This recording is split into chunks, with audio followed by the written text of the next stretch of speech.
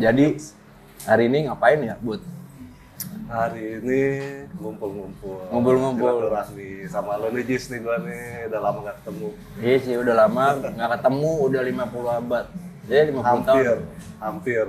Jadi gue iseng aja ya di dapur bicara nih kita ngobrolin panik disorder. Jadi gue sedikit pengen ya cari-cari tahu lah. Kan sekarang bangkit lagi nih. Ya. Jadi itu gue pengen tahu sih sebenarnya story panic disorder itu band apa, seperti apa, bagaimana gitu kan. Awal-awalnya lu bikin band panic disorder tuh gimana sih? Tahun berapa? Awal Panic itu di tahun 1994. Panic itu berjalannya waktu biasalah sering ganti formasi.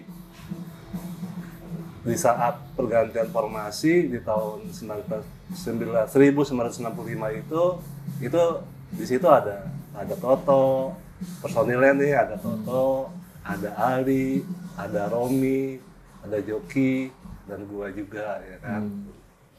Nah, di tahun 95 itu gua ngeluarin demo tape itu Stream of Suicide.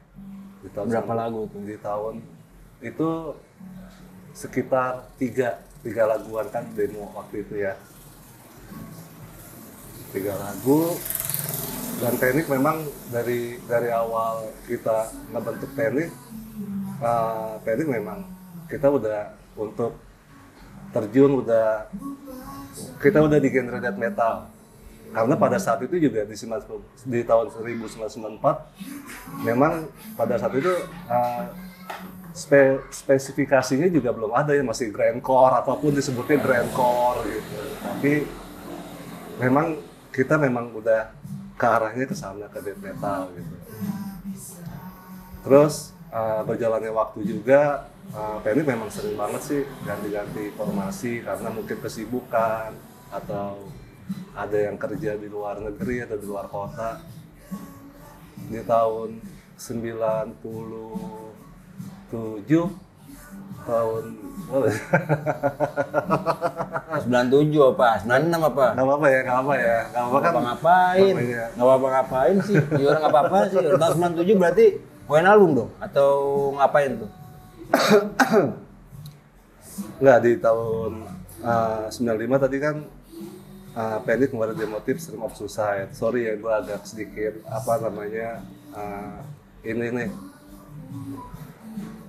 sedikit lupa, jadi harap maklum. Karena udah mau hampir 30 tahun nih Panic nih, doain aja. Oh, 30 tahun ya? Udah mau hampir 30 tahun. Keren juga nih, udah 30 tahun, gila.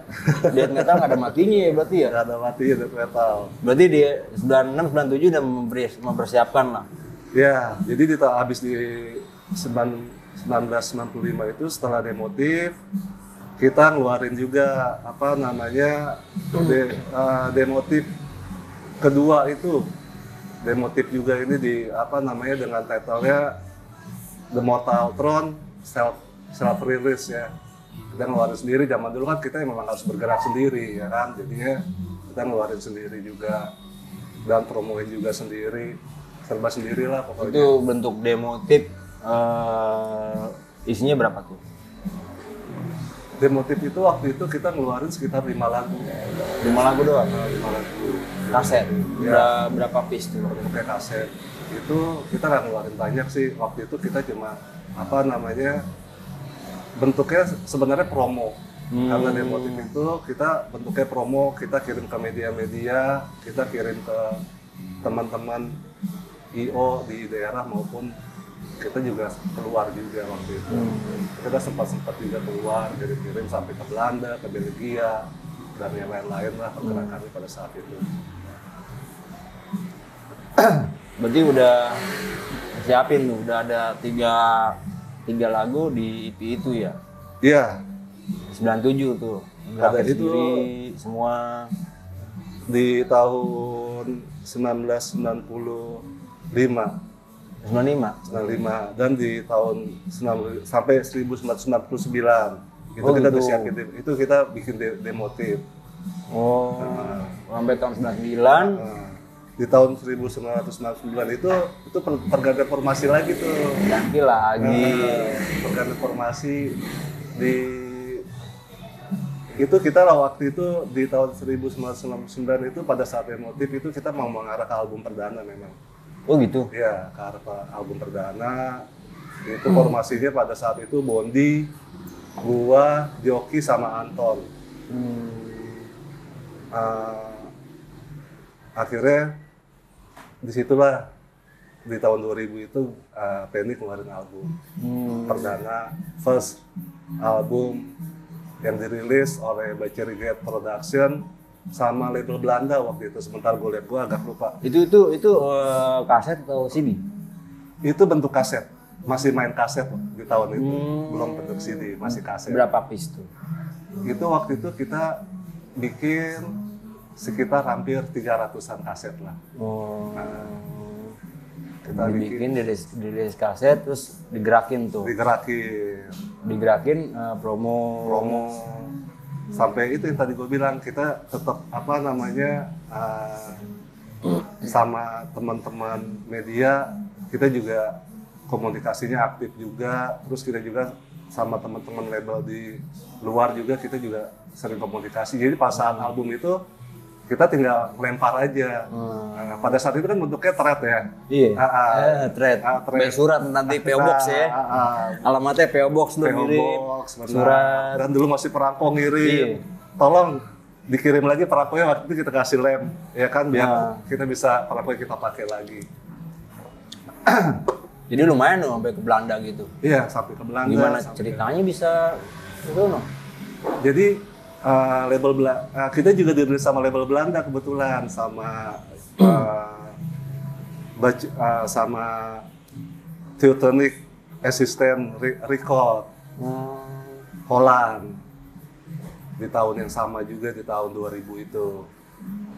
Dan pada saat itu kita juga udah di radio-radio di Holland, di Belgia, kita juga sering ditayangin gitu. Dan kita juga sebagai bentuk apresiasi, mereka juga mengirimkan pada saat lagunya Panic disiarin di sana. Jadi di-record sama dia, dikirim ke kita. Tapi kenapa bisa mereka ya kalian di label mereka? Jadi memang sebenarnya kita memang pada saat itu memang kan di dunia permetalan, death metalan, underground lah ya, gitu lah ya. Memang kan kita kan dari keluar ya kan, pada saat itu memang pada saat di Jakarta pun sendiri, di Indonesia pun sendiri, kita pun mainnya juga di event-event tertentu, maksudnya tempat-tempat tertentu, kayak misalnya dulu kampus tuh kampus, dan kafe pun aja waktu itu juga masih beberapa kafe yang bisa bikin event metal gitu, kayak dulu di Vindi, sampai di yang di Satria Mandala tuh, sampai di sana ya kan. Jadi beberapa tempat kampus dihijrain nama death metal semua, cuman beberapa doang ya. Iya. Dulu juga memang eksis juga kan. Iya. Dulu event metal setahu gue sih pasti di acara kampus sih, gitu. Event metal maupun metal, punk, hardcore, jadi seringnya di acara kampus. Jadinya pada saat itu kita memang masa sulit, kita memang lagi masa gimana caranya kita bisa lebih luas lagi, dan gimana caranya juga yang mendengarkan juga lebih luas juga, yang pastinya gitu ya kan. Jadinya kita memang harus keluar juga gitu, untuk mereka juga sebagai bentuk di Indonesia juga ada nih band. Ada. Berarti kalian tuh mengirimkan mereka tertarik nggak nih dengan ini, akhirnya mereka tertarik dengan Panic Disorder. Nah, artinya Panic Disorder itu apa sih? Panic Disorder. Panic Disorder itu diambil dari buku kedokteran sih. Diambil dari buku kedokteran. Panik. Yang artinya itu gangguan jiwa yang absurd ya, yang nggak bisa terobati gitu. Artinya gangguan jiwa yang tidak bisa terobati. Ya. Kita memang gangguan jiwa semua, tapi dalam bentuk positif ya. Kita Siapa yang bikin tuh? Itu namanya tuh siapa yang bikin tuh? Itu dulu yang namain itu Ali sama Romi waktu itu, panic disorder itu. Yang namain Ali sama Romi. Dan menurut kita nama panic disorder itu menurut kita, wah ini oke nih, maksudnya dengan arti yang seperti itu, yang gila gitu ya, Iya, kan? gila bermusik, gila di death metal, segala macam. Jadi enak gitu loh. Iya. Ya udah jalan sampai sekarang nama panic disorder.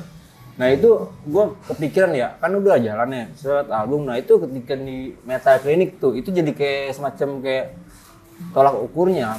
Itu buat kalau gue mulai ukurnya, wih ini beberapa band yang punya potensi. Itu gimana ceritanya nih? Lo udah ngeluarin album, terus tiba-tiba ke Metal Clinic atau memang ngajuin? Waktu itu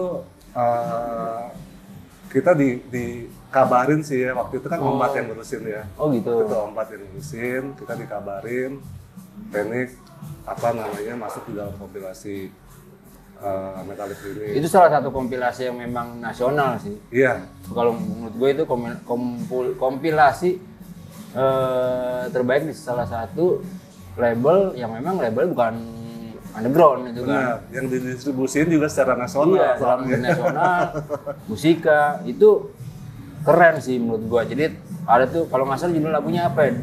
Itu Metal Clinic berapa sih? Metal Clinic 4. 4 ya.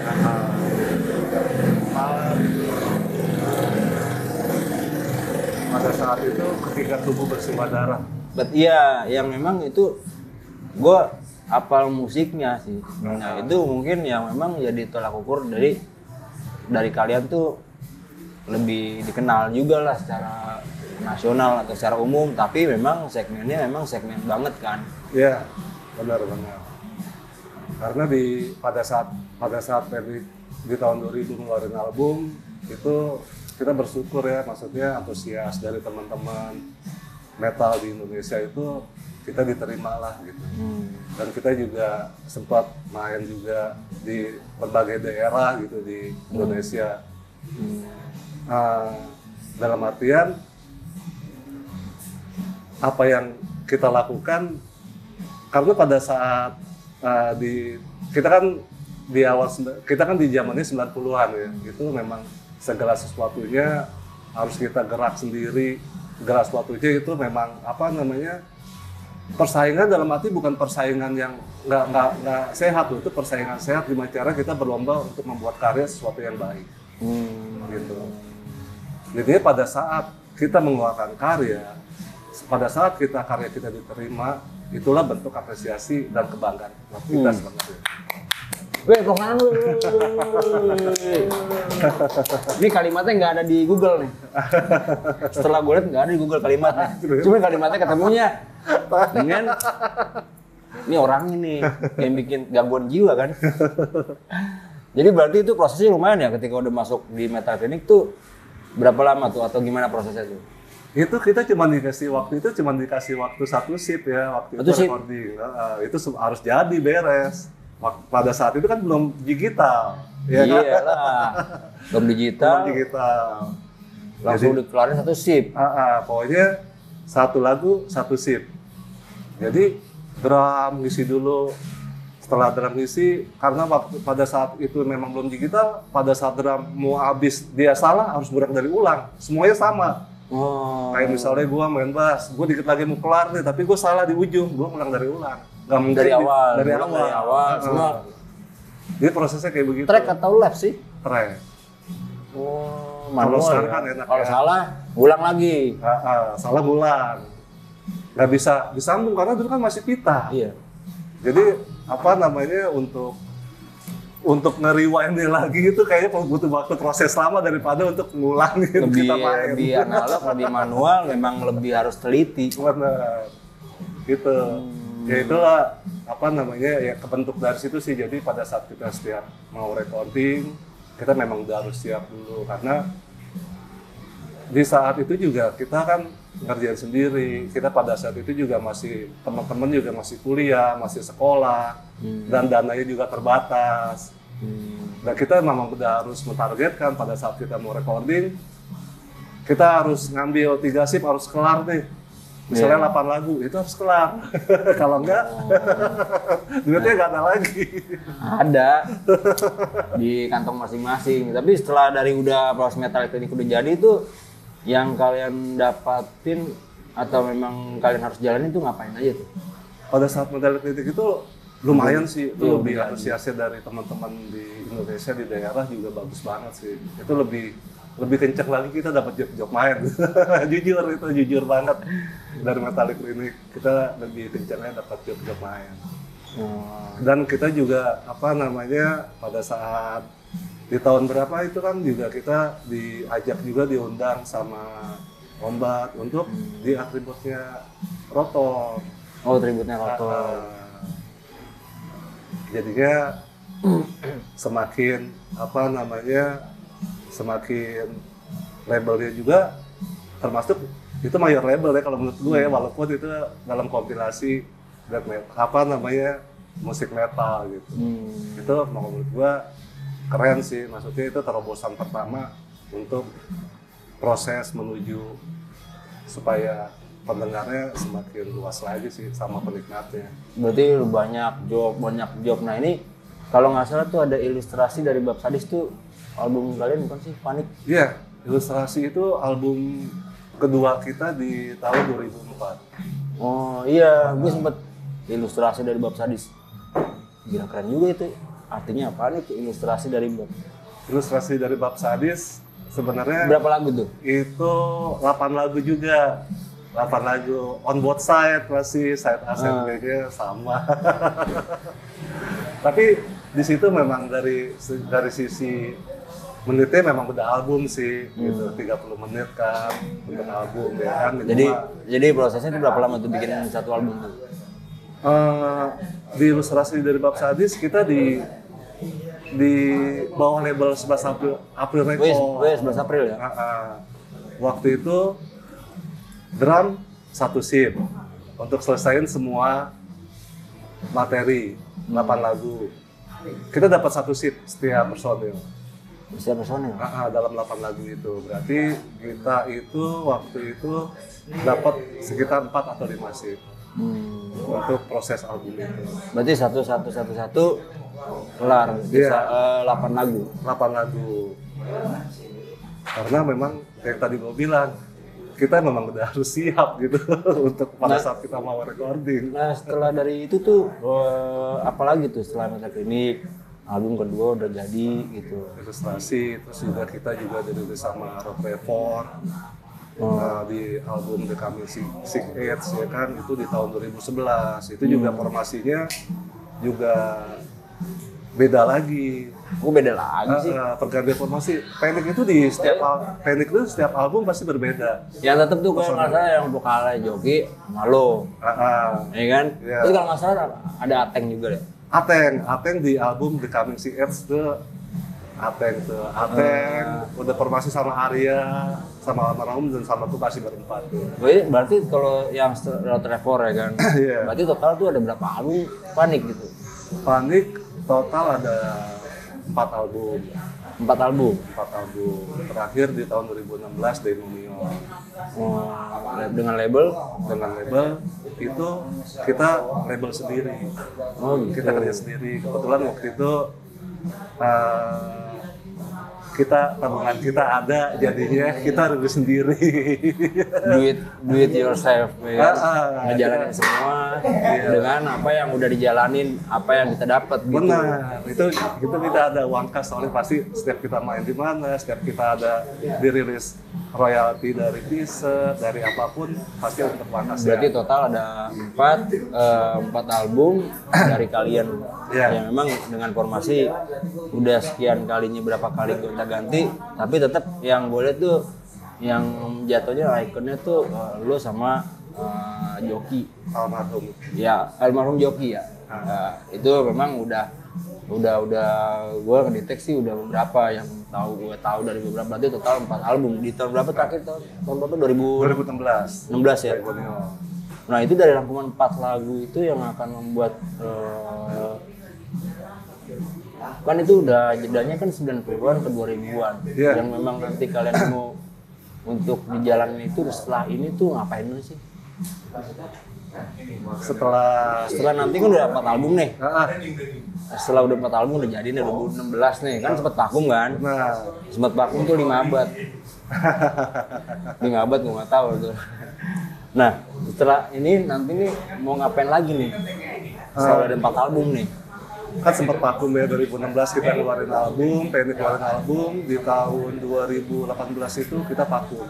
Panic vakum, Panic kosong, lost, tinggal gue sendiri. Lost berarti tinggal gue sendiri. Tinggal sendiri waktu Panic. Oh, berarti ada perubahan nih. Ini gue udah feeling ya 2018 nih.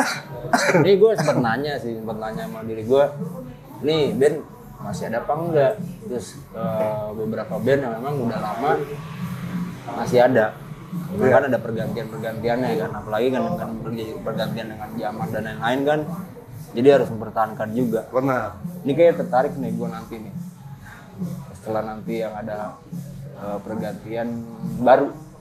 Yang gue dengar tuh ada pergantian yang baru, memang di tahun berapa tuh gue nggak tahu lah tuh kan udah vakum tuh. Ya, 2018 udah vakum terus sampai di tahun 2021. Itu di tahun 2021 itu ada yang kontak Panic. Siapa? Itu teman IO dari Majalengka waktu itu. Itu gue udah bilang sama mereka, Panic vakum.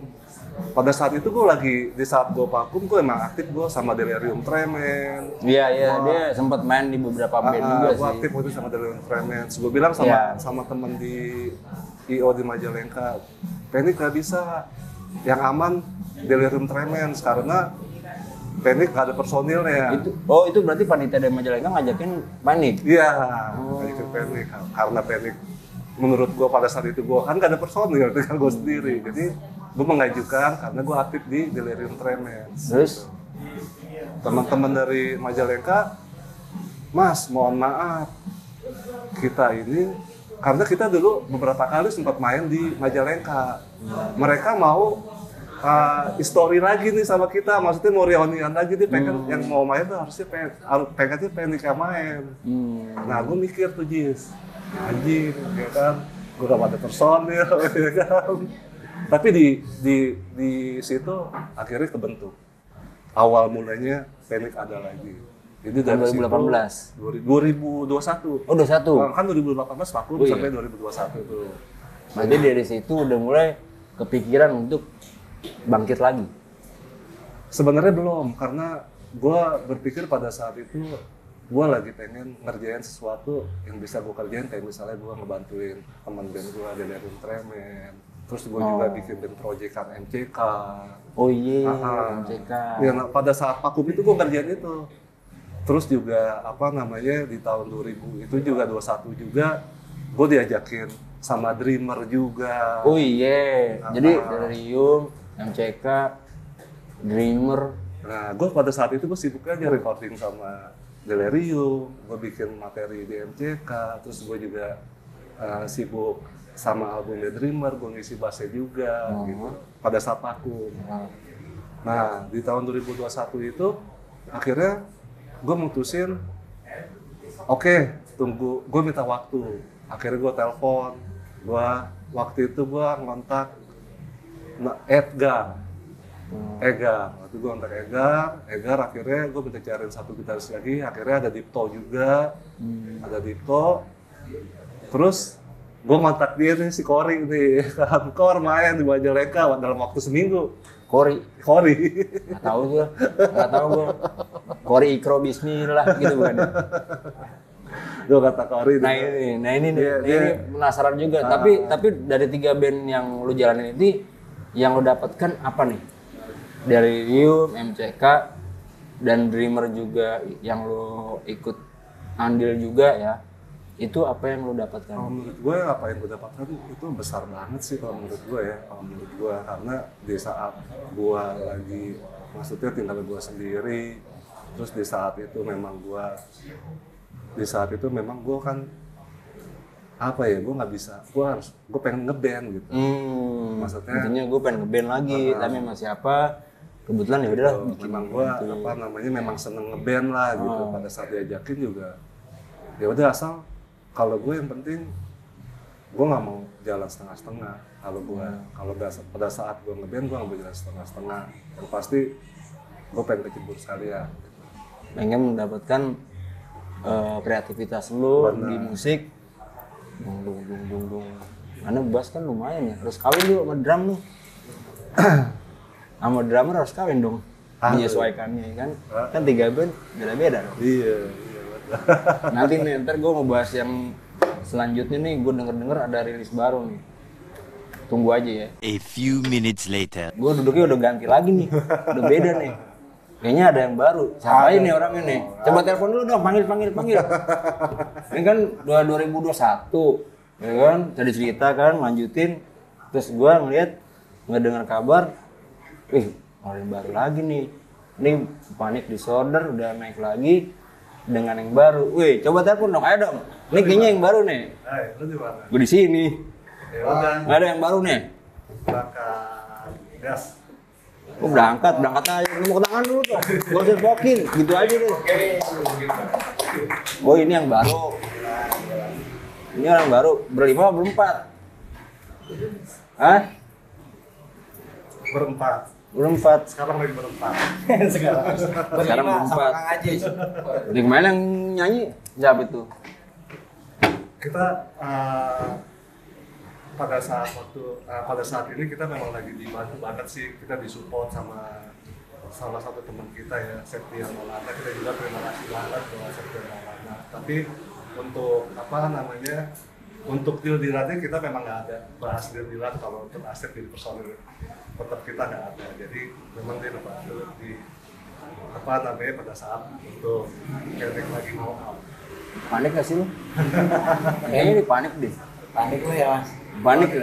Nah ini yang baru siapanya nih? Bud, coba dikenalin. Satu. Pencet tombol satu. Halo, gua Cory. Posisinya di drum. Cory Trans. Halo, gua Dion, posisi di gitar. Gua Bona, posisi di gitar juga. Kok bisa manggil mereka? Yang tadi tuh terakhir tuh lu panggil Cory lagi manggung. Nah, waktu yang gue ceritain itu pada saat 2021 gue main sama Cory, terus ada Dipto, ada Putrat. Nah itu gue tinggal berdua doang nih ceritanya nih sama dia nih. Di sono. Bukan di sono, tinggal personil tinggal berdua nih. Panic tuh ajaib.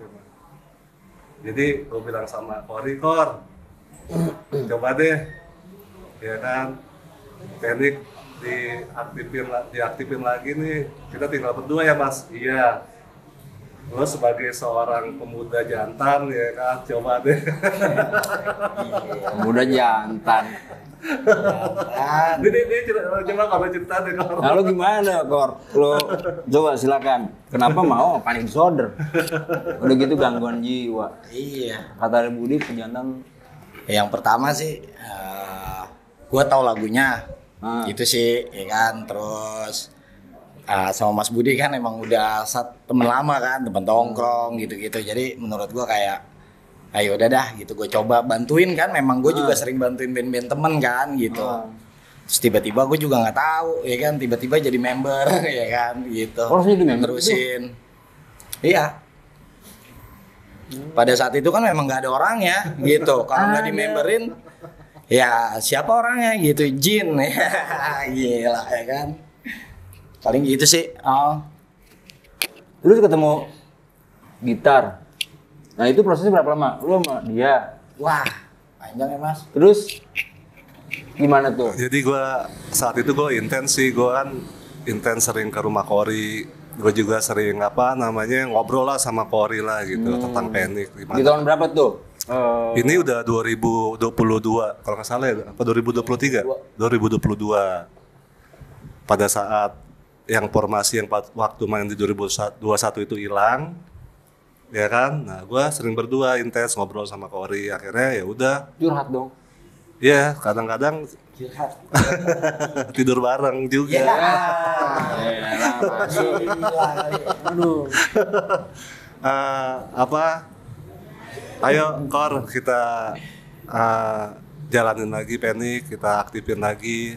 Iya Mas, nanti gue coba cari personil, gue bantu cari personil. Nah, Kori lah yang untuk apa namanya, yang pada saat itu yang dapetin si Bona, ngedapetin Dion tuh Kori. Oh, berarti turun temurun ya? Turun temurun. Dia Kori, terus Kori nyari lagi gitaris. Gimana Kor caranya Kor? Gue juga nggak tahu gue dibilang caranya gimana ya kan, spontan aja sih gitu.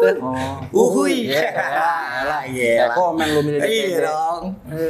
Ya apa ya namanya, kayak bingung kan nyari personil udah beberapa kali gitu. Kita beberapa banyak, ada juga kandidat yang kita coba ya Mas ya gitu. Tapi rupanya kayak nggak dapet nih, maksudnya bukan nggak dapet ya, artinya nggak cocok juga gitu. Jadi kayak ya udah Nggak cocok dari segi permainan atau dari mana?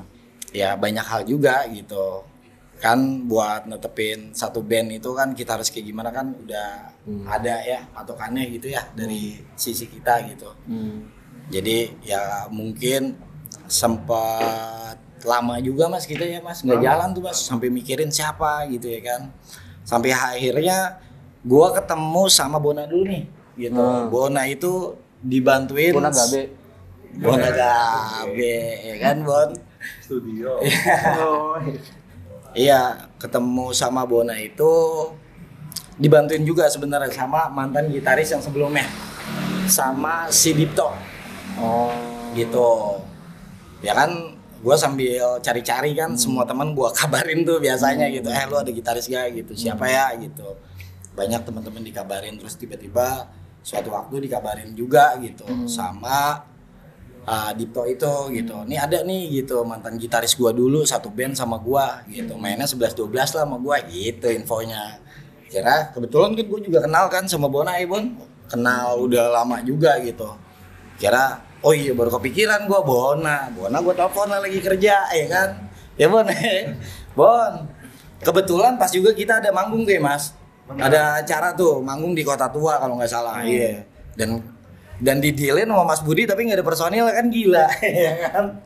Main sama siapa lo main loncong gini-gini itu ajaibnya gitu, karena itu mungkin gitu jalannya ya kan, kepepet ya kan. Akhirnya gue pusing tuh cari teman gitu kan, siapa nih gitu gitaris-gitaris yang bisa bantuin kita pada saat manggung itu gitu. Kira ya itu dapat referensi dari Dipto, ya gue kontak lah Bona gitu, Bon ngulik ini ya gitu, gue coba dulu ya kata dia gitu. Sampai akhirnya kita manggung, jalan, Bona bisa nguliknya gitu. Jalan, pakai mobil? Pakai motor, jalan? Kayaknya terbang. Ada ilmunya dia. Iya, ajian. Ajian Pangestu. Ilmu kudu. Iya, kudu lari, ya kan. Kudu minjem. Ya elah, Mansur pakai minjem lagi. Iya, ya kan. Kalau kepepet. Elah, nggak usah dibuka lah. Jangan tutup aja. jangan suruh minjem ya, tapi ya. Minta aja, minjem. Ya, Pemalak dong lo ya. Iya, palakin aja udah. Terus akhirnya gimana tuh? Jalan lah gitu. Tadinya kita manggung juga bukan Dion ya Mas, gitaris duanya ya Mas. Ada lagi Ardian gitu. Dibantu sama Ardian anak Rangkas gitu. Kebetulan temen gue juga gitu kan.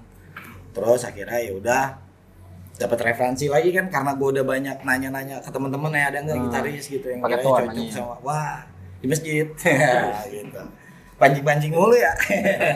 Ya elah dipancing-pancingan dong, ada pancingan. Ada ikan ya? Buaya. Gedean Salah dikit. dong berarti ya. Ya udah. Ya terus akhirnya ya udah ada teman ngabarin gitu kan, nih Dion lah, Dion gue kontak gitu, Yon coba ngulik-ngulik lagu ini ya gitu. Lagu-lagu yang kita kasih dah gitu. Yang lo kasih apa? Setlistnya gitu. Banyak? Lagunya. Berapa sih kan waktu itu ya? Waktu itu kan gue masuk sebelum ini ya, sebelum kita di Nocturnal kan. Satu Iya. dulu waktu itu kan, masih satu. Oh iya, satu. waktu kita mau main di Nocturnal ya. Iya. Berarti kayak apa waktu itu konsernya lebih kayak buat, kan kita ada jadwal buat main di Nocturnal kan, buat studio live gitu. Udah gue liat tuh keren tuh. Terus ya akhirnya kita butuh gitaris 2 nih gitu. Mau nggak mau kan harus cepet gitu kan. Siapa nih gitaris ini? Akhirnya gue kontak lah Dion. Dapat referensi dari teman-teman juga gitu Jis. Terus Ya udah akhirnya ngulik-ngulik dapat nih kita latihan gitu buat live langsung gitu. Ya udah berjalan ke sini kita latihan, oh bisa nih gitu ngulik-ngulik lagu-lagu yang lama gitu masuk sama kita. Ya udah akhirnya Dion masuk lah gitu terakhir gitu dari kita berempat. Akhirnya dulu putusin tetap gitu. Sampai akhirnya kita putusin tetap gitu. Kenapa tetap? Ya karena emang kebutuhan band yang harus diisi kan gitu. Karena kan gitarisnya kita butuh 2. Kalau cuma 1 kurang. Jadi gue butuh Dion yang bantuin. Akhirnya Dion bisa isi ya. Akhirnya kita jalan berempat gitu sampai sekarang. Tanpa vokalis. Tanpa vokalis. Tapi kita vokalis lagi ini ya Mas, lagi ada kandidat ya. Gitu Kandidat coblos dong ntar dong. Aduh, kalau dicoblos kayak pemilu dong. Enggak, bentar. Kandidatnya fotonya masing-masing tuh keren tuh, yang mana yang ganteng mana yang jelek. Gue pilih jangan yang ganteng. Paling gitu sih, perjuangan sampai saat ini. Panik masih ada. Iya panik, tapi kan itu kenapa ada Testament? Testament gue pikir nama band loh. Kenapa ada Testament? Itu lagu baru apa lagu lama? Gue. Bona. Iya. Lagu apa itu? Judulnya mah. Judulnya asik nih gua. Iya, judul Testament itu Mas Bud jelasin. Kalau filosofisnya dia. Tadi udah kesini ke situ lagi. Jadi apa namanya? Sebenarnya intinya pada saat testamen itu kebentuk dengan sendirinya sih. Sebenarnya kita waktu itu ngasih judul itu ada beberapa judul gitu ya. Yang intinya tentang wasiat. Wasiat. Tentang wasiat. Karena testamen itu kan artinya wasiat. Tapi nggak pakai T belakangnya. Nggak pakai memang. Oh, aslinya itu. Aslinya itu juga bahasa Indonesia sebenarnya testamen itu. Ada di kamus bahasa Indonesia. Iya, ntar gue cari ya. Gitu. Jadi pada saat kita waktu itu ngerembuk, gua ada judul, anak-anak ada judul, akhirnya ketemulah testamen karena kita memang pengen sesuatu itu yang mudah diingat sih sebenarnya. Dan juga mempunyai arti yang makna yang luas juga. Dapat semuanya gitu wasiat. Keren bahasa kayak itu tuh. Karena memang ini kan lagu ini memang didedikasikan untuk almarhum Joki. Ini memang konsep kita pada saat ini kan kita lagi single dan nextnya kita akan EP, yaitu tetap temanya tentang dedikasi buat almarhum.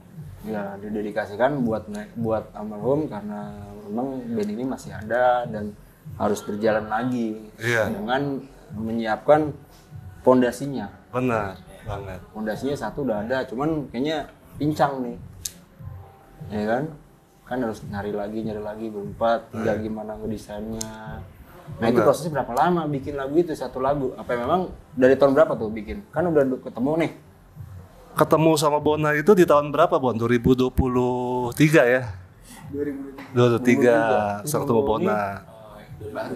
2024. Itu bikin lagu Testament itu gimana tuh prosesnya? Proses lagunya gimana, iya, Bon? Lu yang buat soalnya. Karena kan ini kan beda generasi loh, 1, 2, 3. Iya, 3 generasi.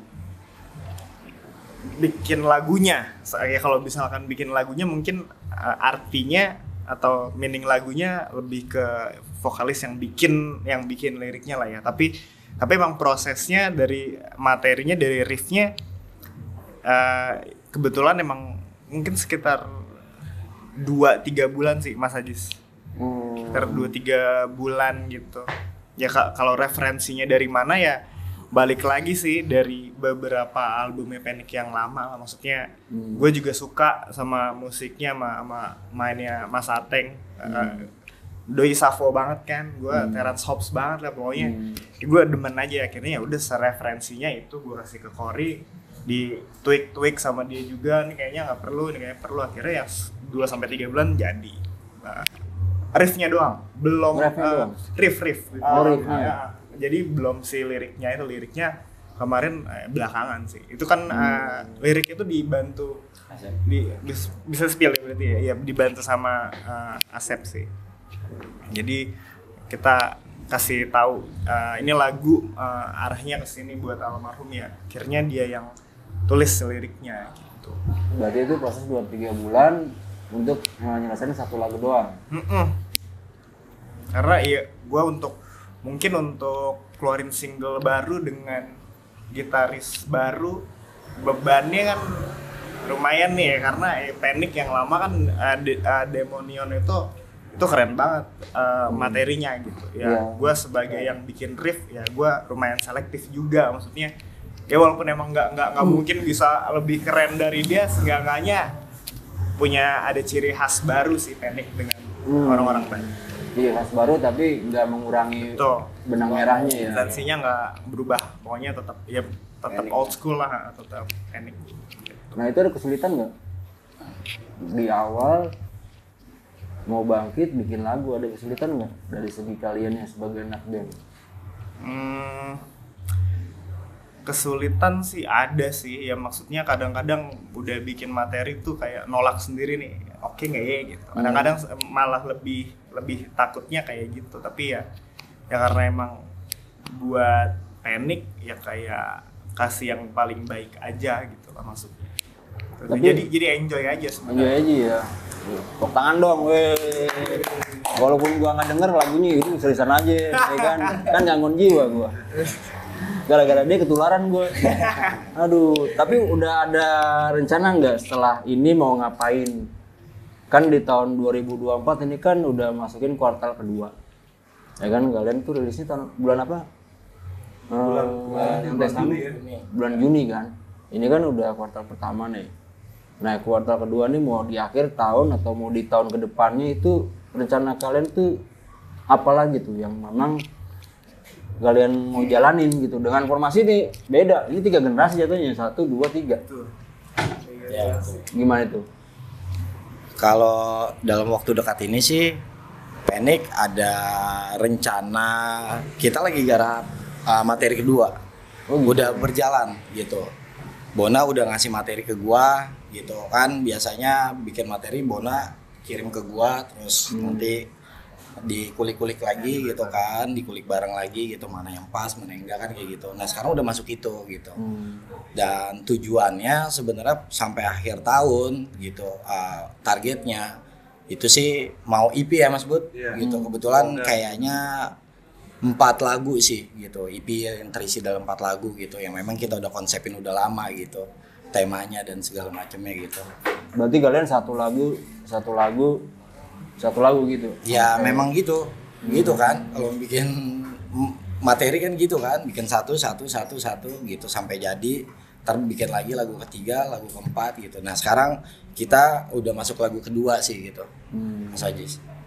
Iya, kadang-kadang suka ada yang beda juga, Kor. Kadang udah nyiapin nih berapa lagu nanti dikeluarin di bulan berapa gitu nanti, atau dibuat partnya. Intinya tuh kalau gue bagi kuenya 4x3, 4 3. 4x3 atau 3x4. Kalau selama setahun. Karena kan di situ ada produksi, ada promosi, ya kan? Ada persiapan dan lain-lain. Kalau gue berpikirnya 3x4 atau 4x3. Ya. Gitu. Nah itu yang kalian jalanin tuh seperti kayak gitu. Nah di tahun depannya itu udah gamblang secara yang mau kalian dapetin. Apalagi kan sekarang zamannya udah modern. Betul banget. Betul banget, itu PR juga tuh buat kita sebenarnya gitu. Tapi ya targetnya sih ya insya Allah doain aja kita di akhir tahun ini kita selesai EP kita. Terus tahun depan kita mungkin insya Allah gitu mau launching atau kita selanjutnya mau tour gitu, rencana kita gitu.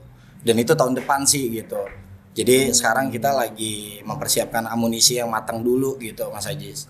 Kayak banyak konsep yang memang kadang BM gua maunya begini, kadang BM Bona mau begini, kadang BM Mas Budi mau kayak gini. Itu kan yang memang kadang-kadang bisa jadi persoalan juga buat kita gitu, yang memang harus kita pilih mana yang terbaik kan gitu, yang harus kita jalanin. Dan sampai saat ini sih kita memang ya udah gitu, kita banyak briefing, kita banyak on call bareng, meeting gitu kan, apalagi kita mau ngebahas apa gitu. Intinya sih gue senang dengan formasi yang sekarang karena setidaknya ngebantu kita lah ya Mas ya kan dulunya gue berdua doang sama Mas Budi, akhirnya kita jadi sebuah tim yang solid, mudah-mudahan sampai akhir tahun ya. Akhir tahun, jangan sampai akhir tahun, selamanya dong. Iya, bukan. Maksudnya sampai akhir tahun itu kita jadi materi yang udah rilis gitu ya. Vokalisnya siapa? Asep lagi tuh? Enggak, kan tadi gue bilang Oh, gitu. kita udah ada kandidat kan, Oh, gitu. berarti udah ada kandidat. Ada kandidat. Berarti belum meresmikan secara Belum, serak ya? belum. Oh, Belum. berarti Tapi yang kita lagi ini coba. player dulu. Ya, Banget pakai serak. Itu klub, Iya. bukan vlog. Aduh. Kalau pedes diulek. Elah Mas Bud. Ayo lu. Suka gitu-gitu aja lu sama gua. Bokarnya. Jadi susah. Paling nggak bisa ngebantu ya model kayak tadi Budi bilang, dia kan dia udah ada 3 band kan di tahun 2021 kan, MCK, Dreamer, sama satu lagi apa tadi tuh Delirium. Dia mau ngebantuin doang gitu loh. Cuman pas di 2022 2021 akhir tuh dapet ya akhir pergantian ketemu dia buat ngebangkitin tuh agak lumayan juga sih memang. Kalau yang boleh tuh wah oke juga nih, kebanyakan band-band lama tuh udah pada mencar atau memang vakum gitu. Jatuhnya tuh udah ketiban lah. ya. Ketiban sama band-band zaman sekarang tuh. Itu dampaknya gimana sih yang lo rasain tuh? Lu band lama nih atau lu Transhoron nih ya? Ini Transhoron waktu itu apa bandnya? Yang sekarang tuh lagi mau balikin lagi, nggak tahu sama siapa itu ya. Vokalisnya gue tahu tuh kayak siapa. Itu gaya banget tuh, masa foto sepatu di depan lu gimana sih? Aduh, lu foto gini bukan lu. Lu foto buka sepatu depan. Nah udah. Dampaknya buat lu gimana tuh? Di era yang memang lu udah generasi 90-an nih. Ada beberapa doang, terus udah ketiban nih. Nah, gimana tuh untuk bisa menjalaninnya? Gimana tuh? Apa dari Biar bisa ikutin zaman gitu. iya, nyaman dari segi musik atau dari nyaman dari apanya gua nggak tahu. Soalnya kan banyak beberapa yang taruhlah bukan metal, beberapa band yang memang rock atau pop kan banyak ketiban. Nah itu gimana tuh menyikapinya seperti kejadian di zaman sekarang lah? Gua nggak tahu dari anak band ya, gua taunya gua cuma dengerin doang. Jadi gue jujur ya, gue sendiri pun gue sering sering ngobrol sama Cory, sering ngobrol sama Bona, sering ngobrol sama Dion secara personal ya. Iya. Karena jujur ini di zamannya mereka lebih ngerti konsep sekarang ini yang untuk bisa kita dapetin di zaman ini dengan musik kita yang old school. Gimana sih gitu, kita sering sama mereka, kita sering komunikasi, sering sering ngobrol. Nah itulah mungkin keluar dari ya ide dari Cory, ide dari Bona, ide dari Dion. Mas kita begini mas kita harus begini mas kita harus begini mas kita harus begini, banyak gitu, banyak banget ide dari mereka yang harus gua tampung, yang untuk memajukan gimana caranya Panic Mendunia. bukan mendunia. Oh, pada iya. saat Meledak, oh jangan lu kira bom apa meledak lu, bahaya pada saat lu. kita iya, Jangan menyala, udah pademin aja, meledak lu. karena pada saat kita nanti mau hadir lagi, kita mengeluarkan suatu karya lagi, ya kita harus sudah memang inilah dari ide kita semua, dan inilah musik kita di tahun ini, ya kita harus mengikuti zaman itu. Terus Kayak begitu sih. untuk digital gimana tuh? Untuk digital, kita ini ada Dion nih juga orang digital, Bona juga ngerti digital, Cory juga. Karena kan zaman sekarang sama zaman dulu kan beda. Lo Iya. tadi rekaman cerita ya, harus diulang dari awal. Iya benar. Satu shift awal. Iya. Pusing loh. Kalau Harus sekarang selesai. enak tinggal pencet-pencet yang gue tahu. Benar. Kalau mau ngetek ulang, aduh, yang ada zaman sekarang tuh tek pencet, udah nggak tahu. Jadinya bagus tapi hasilnya apa? Iya. Ya karena memang proses zaman itu kan kita memang harus ngikutin juga ya kan, pada saat itu memang seperti itu. Kita recording pada saat kita salah di tengah, di akhir kita harus mengulang dari awal lagi. Untuk kita nggak bisa ganti apa yang kita salah. Kalau sekarang kan enak, kita bisa ganti apa yang salah di mana, kita bisa ganti. Benar nggak? Ganti lah. Ya kan? Kalau digital gimana? Kalau untuk Digital. Kalau dulu kan RBT. Nelfon. Ada lagu lo nih, udah gue angkat nelfon. Kalau digital gimana? Kalau RBT kan lo nggak usah diangkat deh, udah dengerin lagu lo ya kan. Nah ini dengan digital nih, dari Panic sendiri itu apa yang kalian pelajarin sih dari Panic Disorder tuh kan udah beda nih Zamannya Gua kasih Dion ya, sama ngomong yang sekarang nih. Nah, gimana caranya bisa mendapatkan apa yang kalian inginkan ketika kecebur di industri? Kalau untuk digitalnya sendiri sih, malah gue kayak mandangnya sih, gimana kalau Panic ini kayak sebuah brand gitu. Kita lebih apa ya, ngejual dari konsep yang akan kita jadiin konten gitu kan, dari warna. Kan kalau brand itu kan orang kenal brand itu pasti dari yang pertama itu apa yang dia sajiin gitu kan, pasti dari warna, ya dari visualnya gitu, dari cara soft kita nge-awarenessin konten itu sih. Udah tahu cara-cara strateginya. Iya. Gimana? Kalau untuk yang single kemarin rilis sih, kita yang pastinya kita bakal iklanin konten kita sih, karena kan kita pengen ini lagi sih, pengen apa ya, pengen nge-expose lagi gitu, pengen kenalin lagi Panic itu dengan di digital itu dari iklannya kita gitu. Berarti iklannya joget dong, Budi. Iklannya enggak dong. Promonya aja gitu. Kan itu kan sekarang kan banyak kan TikTok, Thread, YouTube, terus apa lagi, Instagram, ya kan? Iya. Itu kan jadi brand kan? Iya, benar. Gimana untuk membalikkan telapak tangan? Benar. Susah nggak sih itu? Kalau dibilang susah sih ya susah gitu, tapi kalau misalkan udah sedikit paham caranya kita bermain digital sih, insya Allah sih bisa dapat sih gitu. Mungkin gitu sih Mas Haji. Oh gitu. Iya. Caranya gue juga nggak tahu sih. Gue caranya cuma dengerin doang sih. Oh ini enak nih. Oh ini yang nggak enak nih. Caranya juga kita rahasia. Mau dapur dong. Rahasia tiba-tiba ada yang nyala. Tiba-tiba ada yang gemoy-gemoy itu. Wah. Ini yang gemoy kagak, nggak ada, ya kering semua. Aduh, jadi strateginya gimana tuh? Pusing gue dengerinnya. Gue bukannya yang gini TikTok, pusing gue. Paling nggak strateginya sih sebenarnya simpel aja sih Mas Haji. Sebenarnya sih strateginya kita nggak muluk-muluk sih. Sebenarnya ya udah berkarya aja gitu. Apa yang mau banyakin manggung gitu. Enggak, justru kita panggung lagi tahan dulu sih. Kita gitu. Lebih fokus ke bikin materi kan, karena kan targetnya kan akhir tahun kan mau EP kan gitu, selesai targetnya gitu, selesai akhir tahun. Sampai tahun depan kita bisa jalan deh gitu, baru kita bisa mau manggung gitu. Gitu. Tapi ada beberapa panggung yang emang udah ada ya Mas, yang kita ambil ya Mas ya. Prepare. Rencana kita bulan Desember kita mau main tuh di acara Purwokerto Metal Fest. Wah, hujan tuh. Kebetulan, kan sekarang udah berubah, ya kan cuacanya. Iya sih, ntar berubah lagi. Sekarang nih hujan nih gitu, ntar Desember mah enggak. Jangan dong, aduh.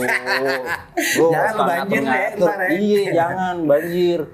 Ya paling gitu sih Mas Ajis. Iya, maksudnya ya kita berusaha menampilkan karya kita aja yang terbaik. Itu aja sih, nggak muluk-muluk gitu. Kalau ngikutin zaman, ya pasti banyak gitu ya, gitu. Tapi nggak ada habisnya juga kan, gitu. Yang penting lakuin yang terbaik aja lah gitu.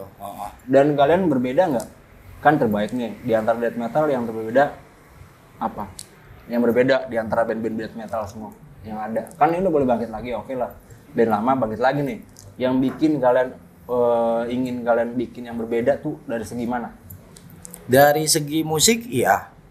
Dari segi warna musik pastilah gitu. Karena kan kita generasi yang baru ya gitu di Panic. Jadi mau menampilkan yang beda juga gitu, mau kita buat karya yang bagus juga, yang beda juga ya, artinya kita berkarya dengan jujur aja sih gitu, cuman dengan konsep yang bagus gitu aja. Iya, itu doang sih paling yang kita bisa lakuin gitu. Mas Haji, lakuin aja yang terbaik kan gitu, jalan ya Mas ya. Benar. Gitu, karena kan emang kita banyak briefing juga sih gitu, banyak ketemu, terus kita bikin materi dan segala macem. Berarti udah menyiapkan antara bagus dan enggak kan selera lagi kan. Balik gitu. lagi ke selera masing-masing. Nggak tahu nih yang nonton atau yang denger lagunya ada yang suka ada yang enggak. Betul. Nah, betul banget. Untuk kalian tuh menyiapkan dari segi tertatanya itu di band itu seperti apa dan gimana tuh menata kalian supaya layak dijual dari segi dan lain-lain, segi lain-lain tuh banyak tuh. Iya, supaya enak aja gitu, luar dalam, dari ini, dari dalam. Wah, kalau dibongkar panjang tuh. Ya, iya benar kan? ya kan. Bagaimana pasti, menata band yang udah lama mendapatkan hak dan kewajibannya untuk menjalankan supaya kalian mendapatkan sesuatu yang dicapai. Wih, panjang juga tuh. Apaan sih? Lu ngomong apa aja? Iya, ya kan panjang juga tuh. Enggak, Ya. lebar lu sono. Paling ini sih Mas Ajis, pertama paling kalau gue fokusnya internal. Di dalam internal dulu dibagusin gitu. Internalnya dibagusin dulu artinya konsisten gitu, berkarya, konsisten kita bikin materi, konsisten bikin pergerakan atau Intens komunikasi. komunikasi. Iya, betul karena kan yang pasti kan gini. Buat nyatuin 4 kepala untuk saat ini kan sulit juga gitu ya. Jadi kan memang harus komunikasinya dong dilancarin. Itu sih lebih tepat ya gitu. Jadi kayak kita awalnya komunikasi dengan baik, dari di dalam obrolan komunikasi itu kan nanti timbul tuh keBM-an kita tuh Mas Ajis yang akhirnya nanti bakalan jadi karya gitu yang baru. BM apaan sih? Banyak maunya lah gitu ya kan. Banyak Yoi. maunya. Iya. Wah, gila old schoolan banget Mas Ajis ya BM kan. itu gue pikir BBM. Oh, Atau BM. enggak, lo BM ini kali lo tawuran. Enggak, enggak tahu gua ngerti BM. Banyak maunya. Iya. Kayak gitu sih paling gitu. Ya paling internal, terus kadang-kadang kita Bona maunya ini, Dion maunya ini, Mas Bud maunya ini, gue maunya ini, ya udah. Ya dari obrolan-obrolan itu sih, obrolan intens gitu. Paling itu aja sih Mas Ajis, lebih konsennya lebih ke internal dulu sih gitu. Kalau ke eksternalnya kita udah pasti dipikirin juga kan gitu. Dan sampai sekarang pun kita punya step by step yang memang kita programkan dari awal dan saat ini berjalan gitu, alhamdulillahnya gitu. Dan rencana juga kita akan tayang Mas nanti Mas ya, ada video klip juga sih gitu. Itu Lagi ada video klip tuh nanti tuh. proses ya. OTW Lagi dong. OTW dong gitu. Testamen, OTW kemana? Testamen. Oh. Gitu. Jadi udah ada perancangan atau memang nanti ngejalanin udah ketemu satu titik. Ya, Ya memang kan zaman sekarang kan bisa dibilang tuh agak ribet tapi gampang. sebenarnya schedule itu memang udah terbentuknya sama gua sama Mas Budi sih sejak lama sebenarnya Oh, gitu. gitu. Kalau Panic tuh nanti kita tuh akan kayak gini, cuman kita harus dapetin personil yang memang bener cocok buat itu untuk fungsinya lah, kebutuhan band ini. Dan akhirnya gue dapet bener-bener sesuai sama kebutuhannya gitu. Untuk sampai saat ini sih oke gitu, kita berjalan gitu. Dan programnya jalan sih gitu kan, sampai kita bikin single, terus kita bikin video klip gitu, terus kita main di live studio Nocturnal yang memang kita share nggak secara bersamaan. Dan itu memang udah terplanning gitu sampai saat ini gitu Mas Ajis. Yang Gitu kalian sih. ingin capai apa tuh? Apa? Dari lo berdua nih, bertiga nih, yang kalian ingin capai dengan band yang kayak gini nih. Impian Yang- lo lah. Impiannya Iya, gitu sumpah, ya. impian lo ketika main sama band. Yoi, Tadinya lo yoi, nonton, yoi. tapi sekarang main sama bandnya. Kalau impian gue sih bisa tur keluar negeri sih. Kan Dengan udah Panic. keluar kemarin. Keluar mana nih? Ya Ya, kan? keluar kan. Oh, iya. Negerinya nggak tahu mana Ya, tuh, ya, gimana. udah lah. Semoga ya. Gitu. Amin. Amin. Doain Pak Juna aja. Iya. Doain ya. Paling itu sih gitu. Terus punya EP album, terus punya band yang solid sampai panjang gitu, masa panjang gitu. Ya itu harapannya juga salah satunya. Doain aja Mas Ajis. Lo berdua nih, impian lo apa nih? Band kalau- sama idola. Ilustrasi dari Bab Sadis tuh ilustrasi gila itu. Ya, parah banget sih. Itu sampai sekarang gue demen. Benar. Itu doang. Itu doang ya. Itu doang lagi. Yang sisanya gue ada tuh joki yang Orang lama. Iya, orang lama. ada lah, orang baru lah. Old Nggak school. ada modern. Nggak, udah pusing gue. Kalau dari impian gue sih simple doang sih sebenarnya. Semoga Panic ini tetap jadi Panic yang solid gitu, dan bisa ngeluarin suatu karya yang berbahaya lagi kayak gitu. Berbahaya tapi bisa menjual. Iya, betul. That's right. Alright. Bona Gabe. Bona Gabe tuh, sama Bona tuh kayak alamat komplek Bona Gabe tuh, tempat kantor gue tuh. Oh, Kampung Melayu. impian ya? Apa ya Iya, impian? impian lo ngeband. Terus sebelum lo ngeband apa ya? Gue sih ini sih gue pengen maksudnya kalau gue ada di sini kayaknya gue bisa bawa Panic juga gitu ya, siapa tahu bisa jadi openingnya Malvolent Creation atau Salvo lagi kedua ya. Salvo kemarin udah sempat kan opening itu ya, mungkin Salvo lagi nanti Pas di era sekarang. di era sekarang ya kan gitu sih. Amin, yang penting Amin. jalan terus konsisten berkarya. Betul. Keberuntungan kita nggak ada Yang yang tahu. terpenting harapannya adalah karya kita laku. Ya kan? Laku berapa miliar? Semua orang suka ya kan. Laku berapa miliar gitu, berapa juta gitu, biar digital enak tuh dapat duit tuh. Nah, itu sih ya kan. Iya kan? Amin. Itu bonus sih. Ya, Bonus. Gokil. Iya juga sih, bonus Iya, sih. bonus aja. Ya udahlah, terakhir lah untuk yang nonton tuh, nggak tahu nih nonton di mana, nggak tahu lah tuh. Penyampaian buat mereka tuh dari Panic Disorder is back. Mas Bud. Bud, Bud. Gimana Bud? Doain aja semoga dengan dengan Panic back lagi, kembali lagi, aktif lagi, berkarya lagi.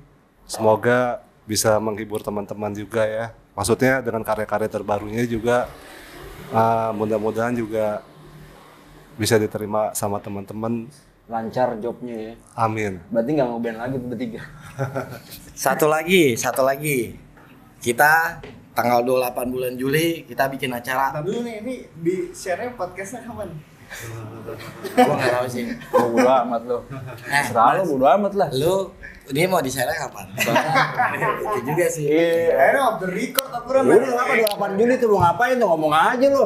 Nggak tahu ntar gue tanya kapan. Tahun depan kan sayangin tuh. Gak apa-apa berarti 28 Juli mau Iya.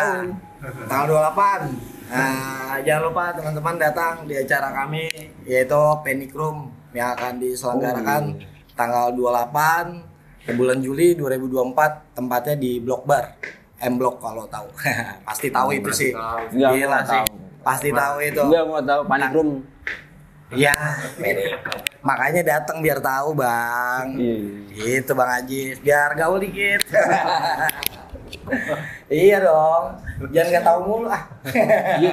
Ya udah selesai. Thank you untuk yang udah nonton. Keep live.